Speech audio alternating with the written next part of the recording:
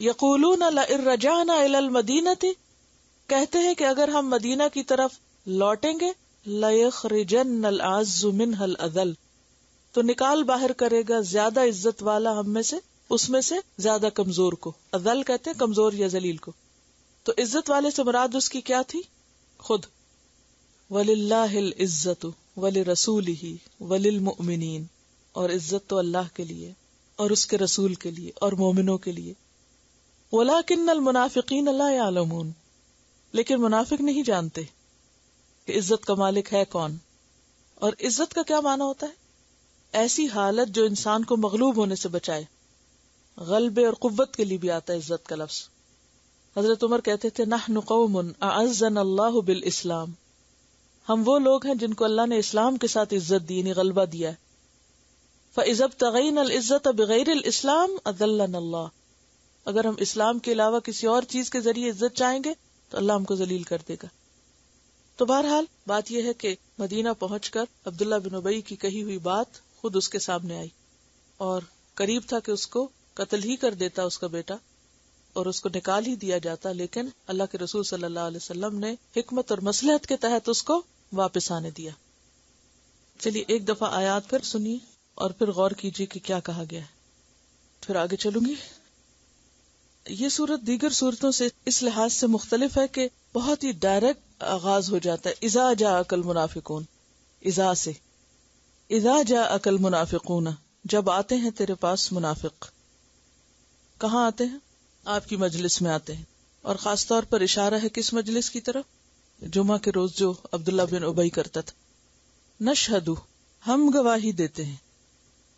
انکا، نشہدو کے بعد جب انا آتا ہے تو اس کا معنی ہوتا ہے کہ ہم حلفن کہتے ہیں، یقینی طور پر کہتے ہیں، قسم کھا کے کہتے ہیں. انکا لرسول اللہ، کہ آپ اللہ کے رسول ہیں. واللہ یعلم انکا لرسولہ، اور اللہ جانتا ہے کہ بے شک آپ اس کے رسول ہیں. یعنی جس خدا کے نام کی قسم کھاتے ہیں اور اس کو گواہ بناتے. قسم کیا ہوتی ہے دراصل؟ اللہ کی جب قسم کھائی جاتی ہے تو اس کا مطلب ہے کہ اللہ تعالیٰ گواہ ہے. ہاں اللہ جانتا ہے، اللہ گواہ ہے. انک لرسول واللہ یشہد، اور اللہ گواہی دیتا ہے.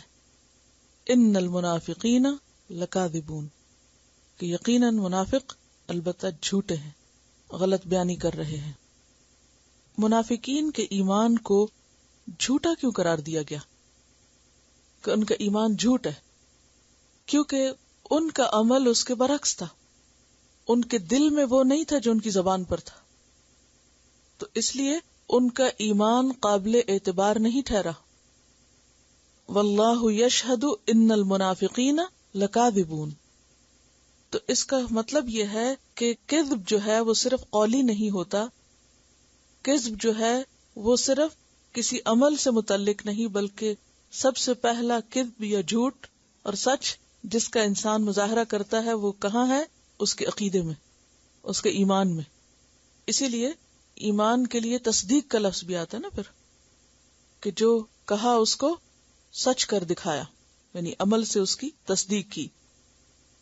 اتخذوا ایمانہم جنتاً، انہوں نے اپنی قسموں کو آڑ بنا رکھا ہے. کس چیز سے بچنے کے لیے آڑ یا ڈھال؟ قتل اور قید.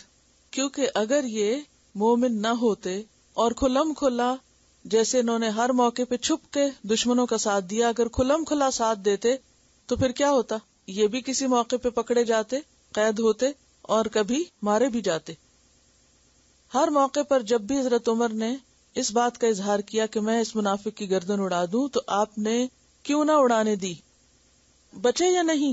قتل سے بچے یا نہیں؟ تو کس وجہ سے بچے تھے؟ انہی ظاہری باتوں کی وجہ سے کہ جو علل اعلان وہ آ کر لوگوں کی مجلس میں یہ کہتے تھے کہ ہم گواہی دیتے ہیں کہ آپ اللہ کے رسول ہیں. تو یہ قسم جو ہے یہ کون سی قسم ہے؟ یہ نشہدو والی قسم ہے.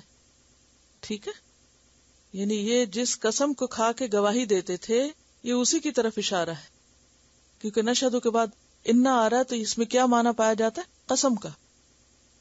تو اس طرح کی قسمیں کھانے سے یہ دنیا میں تو بچ گئے ہیں، لیکن اپنے اس دو رخ رویے کی وجہ سے یہ لوگوں کو اللہ کے راستے سے روک رہے ہیں. ایک شخص جو زبان سے یہ کہے اور بڑے بڑے دعوے کرے کہ میں مسلمان ہوں، لیکن اس کا ہر عمل اسلام کے خلاف جائے، تو وہ عمل سے لوگوں کو دراصل کیا کر رہا ہے؟ دین سے بھگا رہا ہے. دوسروں کے دل میں کیا آتا ہے کہ یہ ہے اسلام، اور سبیل اللہ میں کیا کیا چیزیں شامل ہیں. یہاں سبیل سے مراد کیا ہے؟ ایمان لانے سے روکنا، اور ایمان لانے سے روکنا، اور دین پر عمل کرنے سے روکنا، اور خاص طور پر جہاد فی سبیل اللہ کے لیے نکلنے سے روکنا.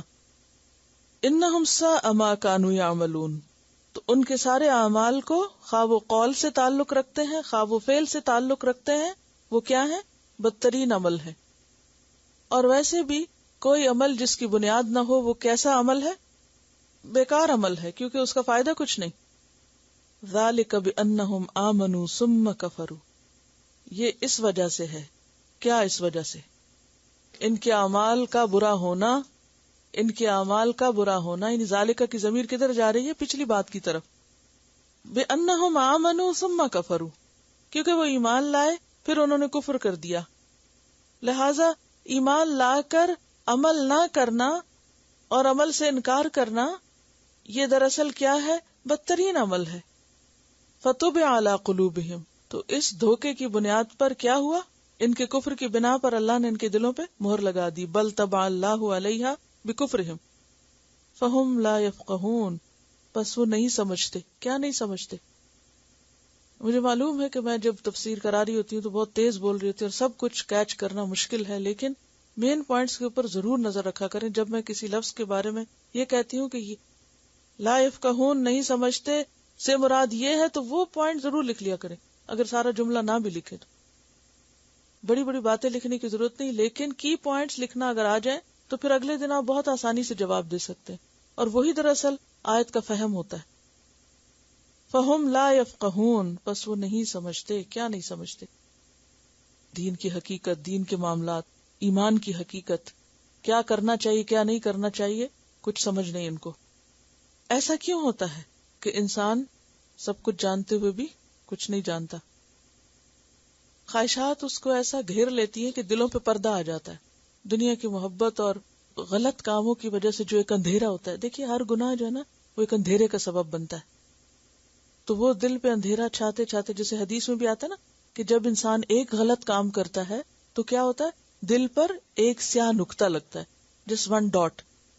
اگر انسان توبہ کرتا ہے تو وہ دھل جاتا ہے، دل پھر صاف ہو جاتا ہے. لیکن اگر انسان توبہ نہیں کرتا تو وہ ڈاٹ پھیلنے لگتا ہے، وہ نقطہ پھیلتا جاتا ہے، اور پھر آہستہ آہستہ پھیلتے پھیلتے پھیلتے سارا دل سیاہ ہو جاتا ہے. اور جب سارا دل سیاہ ہو جاتا ہے، اس سے نور چھن جاتا ہے، تو پھر انسان کو دین کی کسی بات کی پہچان، سمجھ، اس سے تعلق، واسطہ، محبت، عمل کی صلاحیت، اور اس سے اس کی طرف کوئی اٹریکشن یا کشش وہ نہیں رہتی. وہ چیزیں انسان کے لیے کیا ہو جاتی ہیں؟ سیکنڈری. بلکہ بعض اوقات الٹا وہ چٹی لگتی ہیں کہ یہ کیا مصیبت ہے، یہ بھی کرو، یہ بھی کرو، یہ بھی کرو، کیونکہ ان کو پتہ ہی نہیں کہ اس کے کرنے میں فائدہ کیا. آج بھی آپ دیکھیں بہت سے لوگ مسلمان ہونے کا دعویٰ کرتے ہیں، لیکن اس کے ساتھ ساتھ دین پر اعتراض بھی کرتے ہیں. یہ بھی ٹھیک نہیں، یہ بھی ٹھیک نہیں، یہ بھی ٹھیک نہیں. قرآن میں، قرآن کس کی طرف سے؟ اللہ کی طرف سے. اور اللہ کون ہے؟ جس کے لیے کائنات کی ہر چیز تسبیح کر رہی ہے، فرما برداری کر رہی ہے، جو ہر چیز کے بارے میں خوب خوب جانتا ہے، میرے اور آپ سے زیادہ جانتا ہے. یہ اس کی کتاب ہے. اس کو نہیں پتا تھا کیا اتارنا چاہیے اور کیا نہیں، کیا انسانوں کے لیے سوٹیبل اور کیا نہیں پتا تھا اس کو. ہمیں زیادہ پتا چل گیا، ہمارا علم زیادہ ہو گیا، ہماری سمجھ زیادہ ہو گئی؟ نہیں. لیکن بہت سے لوگ اس دھوکے میں مبتلا ہو جاتے ہیں. وہ دین ہی کی باتوں پہ تنقید شروع کر دیتے ہیں، اعتراض شروع کر دیتے ہیں، اور ان کو تبدیل کرنے کا مطالبہ کرنے لگتے ہیں. کب یہ احکامات بدل جانے چاہیے یا ان کی انٹرپریٹیشن بدل جانی چاہیے. اور ایسا مطالبہ وہ باہر سے نہیں کرتا، خود مسلمان ہی کر رہے ہوتے ہیں. حیرت کی بات یہ ہے.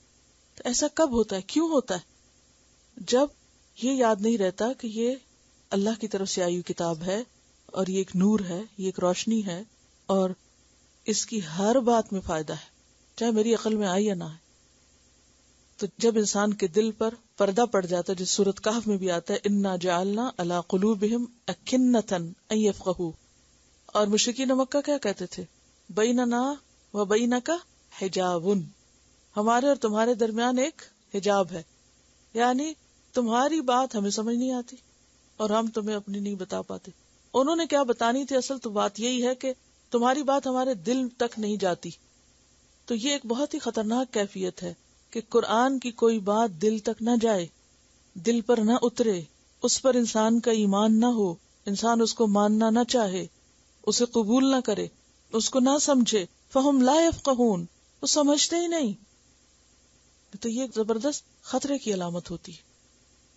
وَإِذَا رَأَيْتَهُمْ تُعْجِبُكَ أَجْسَامُهُمْ، جب تم ان کو دیکھو گے تو ان کے جسم تمہیں بہت خوبصورت لگیں گے.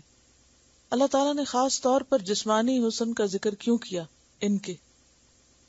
تو انڈرسٹوڈ ہے، انسان جب کسی کو دیکھتا ہے تو اس کا اپیرنس اس کو سب سے پہلے نظر آتا ہے اور وہ اس سے متاثر ہوتا ہے. لیکن یہاں ان کے ریفرنس سے کیوں بات؟ یہ کوئی جنرل بات تھوڑی ہے. یہ تھوڑی کہا جا رہا ہے جب تم لوگوں کو دیکھو تو تمہیں ان کی خوبصورتی اٹریکٹ کرے گی. یہ بات نہیں کہی جا رہی. بات یہ کہی جا رہی ہے کہ جب ان منافقین کو تم دیکھو گے تو ان کے جسم تم کو بہت خوشنما لگیں گے. بات یہ ہے کہ صحابہ کرام جن مشقتوں میں پڑے ہوئے تھے، گھر بار جو چھوڑ کر آئے تھے، کھانے کو نہیں ملتا تھا، کپڑے پورے نہیں تھے، جن تکلیفوں سے وہ گزر رہے تھے، اس سے ان کی جسمانی صحتیں بھی متاثر ہو گئی. آپ کو یاد ہوگا حضرت ابوبکر صدیق کے بارے میں جب آپ نے پڑھا کہ مدینہ میں آنے کے بعد کیا ہوا، اتنا طویل بخار ہوا کہ پھر وہ زندگی کی امید چھوڑ بیٹھے کہ شاید اب میں نہ بچوں. اور اس میں جسمانی بخار کے علاوہ وہ جو پوری ایک کیفیت سے گزر رہے تھے وہ ساری ان کو متاثر کیے ہوئے تھی. تو مخلص مسلمان جو تھے ان کی جو ظاہری حالتیں تھیں، بھوک کی وجہ سے، پیٹ پہ پتھر باندھنے کی وجہ سے، کھانا کپڑا نہ ہونے کی وجہ سے، بظاہر غربت کی وجہ سے، وہ ظاہری شکل و صورت ان کی جس کے معیار پہ دنیا میں لوگوں کو پرکھا جاتا ہے وہ اتنی متاثر کن نہ رہی تھی.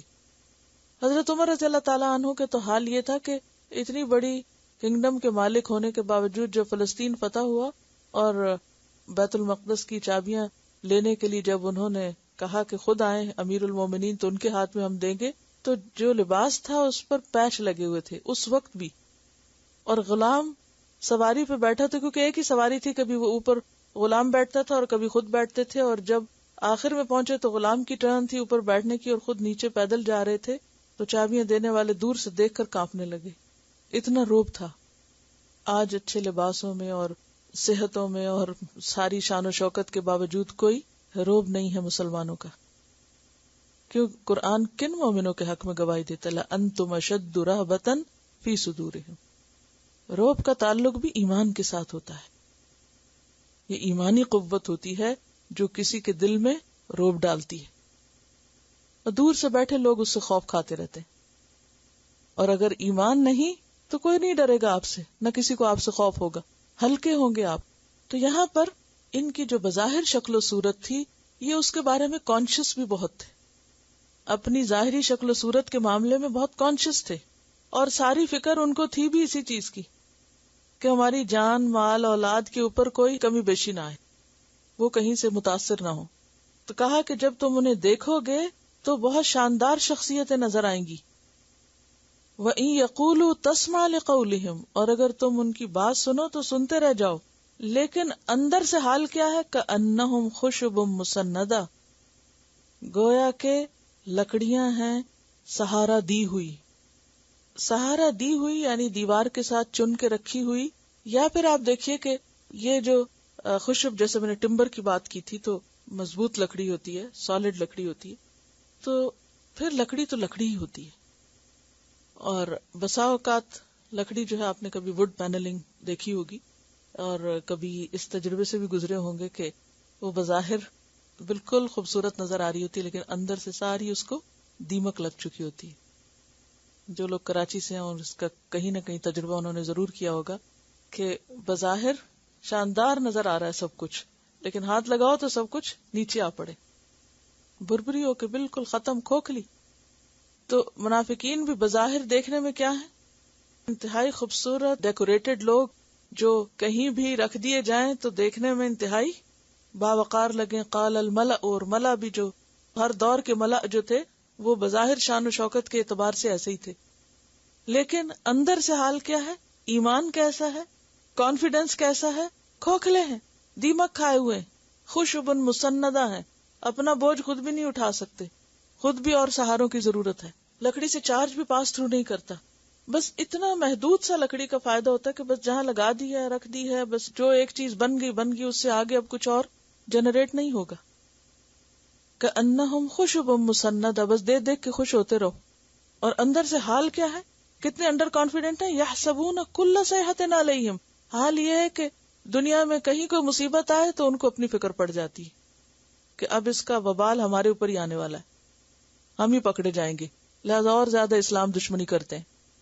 ہم العدو فاحذرہم، یہ دشمن ہے، ان سے بچ کے رہو، محتاط رہو، کیونکہ چھپے وار کرتے تھے نا، اندر سے جڑیں کاٹتے تھے. منافقین کے اس حالت کے بارے میں سورۃ البقرہ میں بھی آتا ہے، وَمِنَ النَّاسِ مَن يُعْجِبُكَ قَوْلُهُ فِي الْحَيَاةِ الدُّنْيَا وَيُشْهِدُ اللَّهَ عَلَى مَا فِي قَلْبِهِ وَهُوَ أَلَدُّ الْخِصَامِ وَإِذَا تَوَلَّى سَعَىٰ فِي الْأَرْضِ لِيُفْسِدَ فِيهَا وَيُهْلِكَ الْحَرْثَ وَالنَّسْلَ وَاللَّهُ لَا يُحِبُّ الْفَسَادَ وَإِذَا قِيلَ لَهُ اتَّقِ اللَّهَ أَخَذَتْهُ الْعِزَّةُ بِالْإِثْمِ فَحَسْبُهُ جَهَنَّمُ وَلَبِئْسَ الْمِهَادُ. قاتلہم اللہ انا یؤفکون، اللہ ان کو غارت کرے، یہ کس طرح اوندھے کر دیے گئے ہیں کہ ان کا ہر قدم ہی الٹا پڑ رہا ہے، اب یہ ہر کام ہی الٹا کر رہے ہیں. ایسا کیوں ہوتا ہے اور کب ہوتا ہے؟ جب آپ کی نیت اچھی ہوتی ہے نا، تو اگر آپ سے کام غلط بھی ہو جائے تو اللہ تعالیٰ معاف کر دیتا ہے. مجتہد سے اگر خطا بھی ہو جائے تو اس کی خطا پر بھی اس کو اجر ملتا ہے، کیونکہ اس نے محنت کی ہے، کام کیا ہے. تو جو کام کرنے والا شخص ہے، اگر اس سے کوئی غلطی بھی ہو جائے تو وہ قابل معافی ہوتی. لیکن یہاں کیا ہے، چونکہ ان کی نیت درست نہیں، ایمان درست نہیں، لہذا بڑے بڑے کام بھی ان کے بیکار ہیں.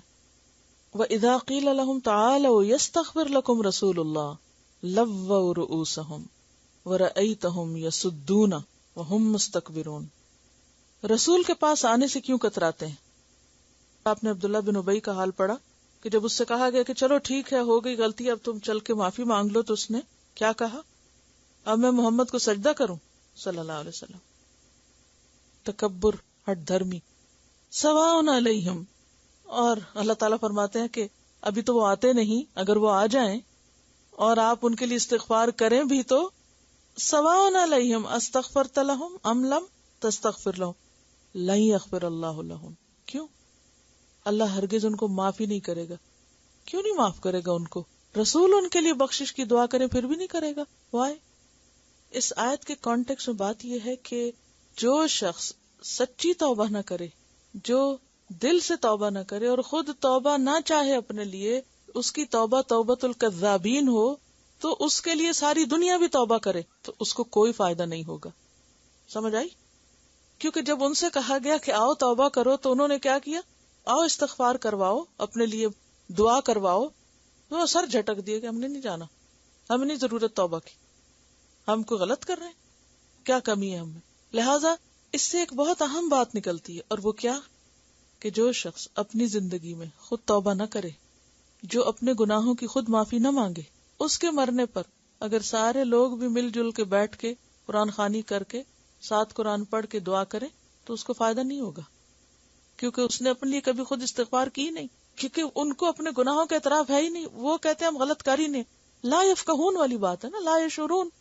تو یہ جو بات ہے نا، کسی کے حق میں دعا استغفار کی جا سکتی ہے، لیکن اس کو فائدہ اسی وقت ہوگا جب وہ اس کا اہل ہوگا.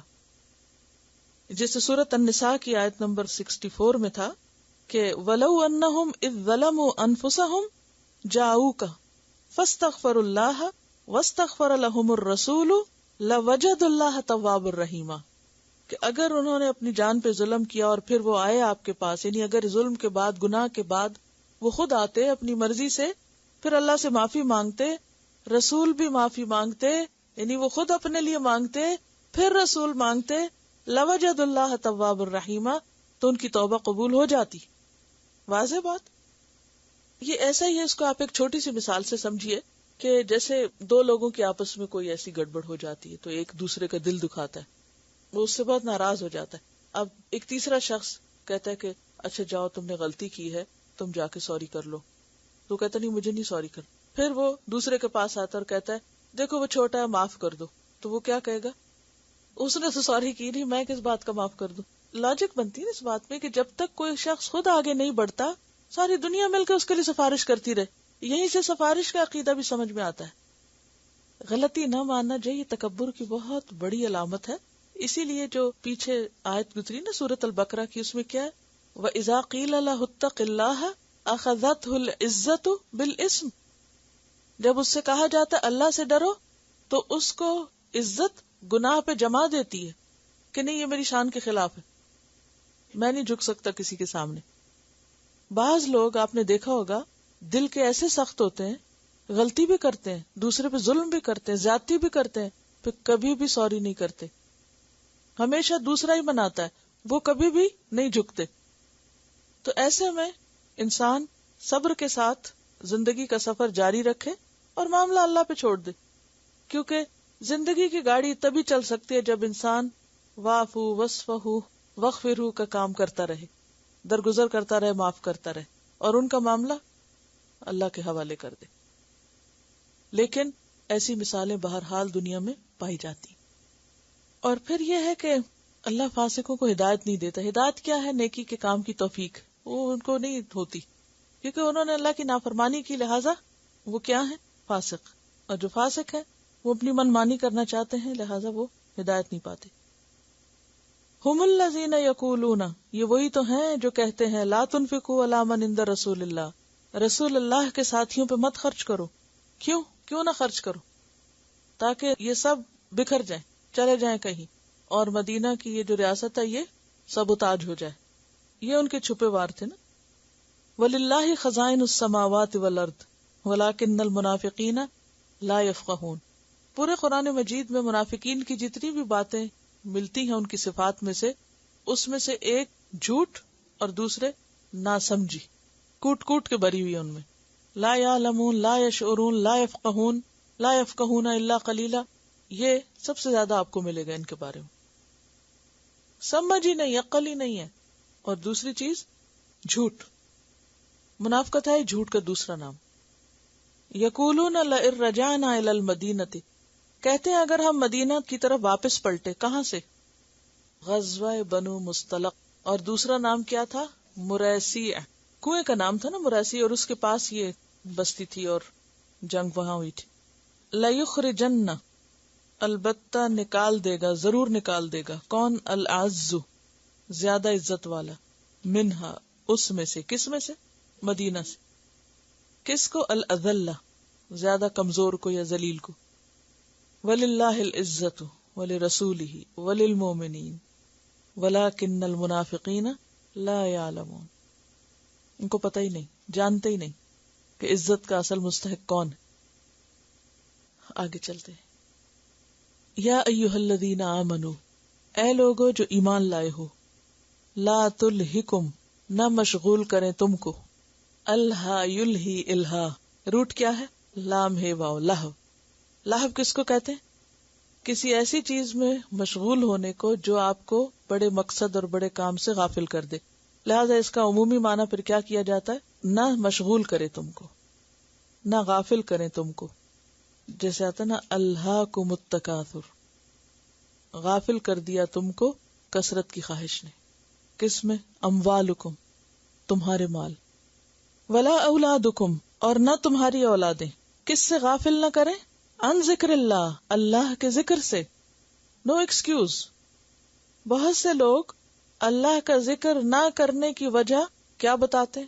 کام ہے، جاب ہے، بزنس ہے، بچے ہیں چھوٹے.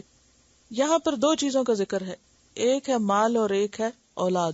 مال مردوں کا مسئلہ ہوتا ہے زیادہ تر، اور اولاد عورتوں کا مسئلہ. دونوں کا امتحان ہے. تو تمہارے مال اور تمہاری اولادیں تمہیں اللہ کے ذکر سے غافل نہ کریں. اور اللہ کے ذکر میں نماز بھی آتی ہے، قرآن بھی آتا ہے، اور عمومی طور پر بھی اللہ کو یاد کرنا آتا ہے. اور ان سب کے دلائل آپ پیچھے پڑ چکے ہیں. نماز کے لیے آتا ہے وَلَذِكْرُ اللَّهِ أَكْبَرُ، اور قرآن کے لیے بارہا ذکر کا وَلَقَدْ يَسَّرْنَا الْقُرْآنَ لِلذِّكْرِ. وہاں بھی ذکر سے مراد قرآن ہی کی طرف توجہ دینا ہے، نصیحت پکڑنا. اور عمومی معنی نصیحت کا بھی آتا ہے، اور اللہ کی یاد کے لیے بھی آتا ہے یہ لفظ. ان ذکر اللہ، اللہ کے ذکر سے. وَمَن يَفْعَلْ ذَلِكَ، اور جو ایسا کرے گا، کس کو کہا جا رہا ہے، کس کو خطاب ہے؟ ایمان والوں کو، مجھے اور آپ کو کہا جا رہا ہے. اور جو ایسا کرے گا فَأُولَئِكَ هُمُ الْخَاسِرُونَ، پس یہی لوگ خسارہ پانے والے ہیں، نقصان اٹھانے والے ہیں، فیل ہونے والے ہیں. جو مال اور اولاد میں اتنے مشغول ہو جائیں کہ ان کو اللہ کی یاد ہی بھول جائے، نماز بھول جائے، قرآن بھول جائے، پڑھنا پڑھانا بھول جائے، نصیحت کرنا اور لینا بھول جائے، اللہ کی یاد فراموش کر بیٹھے. اگر ایسا ہوا تو کامیابی نہیں ہو سکتی. اگر دیکھا جائے تو اس دنیا میں انسان کا اصل مسئلہ جو ہے وہ آخرت ہے، آخرت کی کامیابی. لیکن انسان اس دنیا میں مال اور اولاد کی مشغولیت میں آخرت کو فراموش کر دیتا ہے، آخرت کو بھول جاتا ہے، اور دنیا میں اتنا کھو جاتا ہے کہ آخرت اس کو غیر اہم لگنے لگتی ہے، اس کی کوئی امپورٹنس ہی نظر نہیں آتی اس کو. لیکن موت سے کس کو فرار، وہ تو آنی ہی آنی ہے، وہ تو منتظر ہے. تو ایسے میں اگر انسان مال اور اولاد کی مصروفیات میں اللہ کو ساری زندگی بھولے رہے تو بھی موت سے نہیں بچ سکتا. اور موت کے بعد جب انسان قبر تک پہنچتا ہے تو یہ دونوں چیزیں پیچھے رہ جاتی ہیں. جب انسان کو دفنایا جاتا ہے تو 3 چیزیں ساتھ جاتی ہیں، حدیث میں آتا ہے نا، 2 واپس آ جاتی ہیں اور 1 ساتھ رہ جاتی. مال اور اولاد واپس آ جاتے ہیں اور عمل ساتھ رہ جاتے ہیں. اور اگر کسی نے عمل کیا ہی نہیں تو اس کے ساتھ کیا جائے گا، وہ کیا لے کے جائے گا؟ کچھ بھی نہیں. بات یہ ہے کہ مال اور اولاد دونوں انسان کی ضرورت ہے. زندگی میں انسان کو ان دونوں کی ضرورت ہوتی ہے، مال کی بھی اور اولاد کی بھی. اور یہ دونوں امتحان بھی ہیں. سورۃ تغابن میں آتا ہے انما اموالکم و اولادکم فتنہ واللہ عندہ اجر عظیم. جہاں مال اور اولاد ایک طرف فتنہ ہے، امتحان کا پرچہ ہے، دوسری طرف کیا ہے؟ اجر عظیم کا سبب بھی ہے. لہذا کیا کرنے کی ضرورت ہے کہ مال اور اولاد ان دونوں کے ذریعے انسان اپنی آخرت سنوارنے کی فکر کرے، وہاں کے فائدے کے لیے ان کو استعمال کرے. لیکن ہم اس دنیا میں ان چیزوں کو ایک انعام سمجھ کر انجوائے کرنے لگتے ہیں. جتنی بھی نعمتیں ہیں یا اولاد ہیں، تم کیا کہتے ہیں؟ نعمت ہے، انعام ہے، اللہ کا فضل ہے، بڑی رحمت ہے. کبھی اس کی طرف سے سمجھتے اور کبھی نہیں بھی، لیکن ان چیزوں میں کھو کے رہ جاتے. جبکہ اللہ سبحانہ وتعالیٰ قرآن مجید میں ان کو انعام بتانے کی بجائے کیا بتا رہے ہیں؟ امتحان بتا رہے ہیں کہ یہ تمہارے لیے امتحان ہے. چاہو تو ان کے ذریعے اپنی آخرت کما لو، اور چاہو تو ان میں کھو کر اپنی آخرت برباد کر لو. اور یہ جو بات ہے کہ اللہ کے ذکر سے غفلت، انسان جب کسی بھی چیز کی محبت میں مبتلا ہوتا ہے، مال کی یا اولاد کی، شیطان اس کو تاک رہا ہوتا ہے، کیونکہ وہ چیزیں اس کا ویک پوائنٹ ہوتی ہے نا، کہ اچھا اب یہ اس چیز میں لگا، اب یعنی ٹریپ ہو گیا، اب کیا ہے، اس کے لیے اس کام کو اور زیادہ خوبصورت بنا کے دکھاؤ، اور زیادہ اس کو ایسی راہیں سجھاؤ، اور نتیجہ کیا ہوتا ہے؟ استحوذ علیہم الشیطان فانساہم ذکر اللہ. وہ پوری طرح ان کو اپنے قابو میں کر لیتا ہے اور انہیں انہی ذریعوں سے اللہ سے بالکل موڑ دیتا ہے. اور ایسے لوگ کون ہیں دراصل؟ اولئک حزب الشیطان. اس فتنے سے بچنے کے لیے کیا کرنا چاہیے؟ اس غفلت سے نکلنے کے لیے کیا کرنا چاہیے؟ انسان کو ان چیزوں کو اللہ کے راستے میں لگانا چاہیے.